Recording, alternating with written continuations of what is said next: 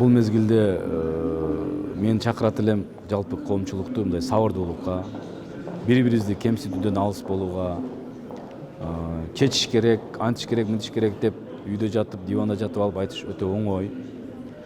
Ал үчүн аракет ар дайым болуп атат чечиш маселесин. Анын өзүнүн жолдору бар.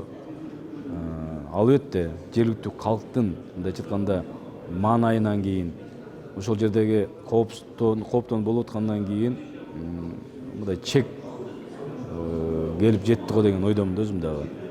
Бул маселени кыска убакыттын ичинде жок дегенде 1-2 кадам алдыга жылдырышыбыз керек. Ал үчүн өкмөт өзүнүн полномочиясын, жогорку кеңеш өзүнүн ыйгарым укуктарын, баш комиссия өзүнүн ыйгарым укуктарынын чегинде алдыга жылат. Бүгүн түштөн кийин отурум болуп калса, ошол жерде дагы премьер-министр кечээ ошол Тажикстан Республикасынын өкмөт башчысы менен жолугушту.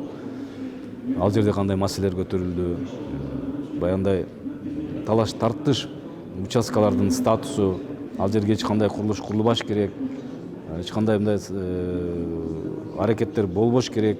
Эки тараптан тең деген протоколдор бар.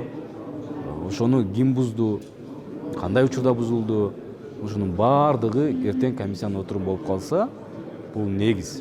Ким тараптан качан эмне үчүн бузулду.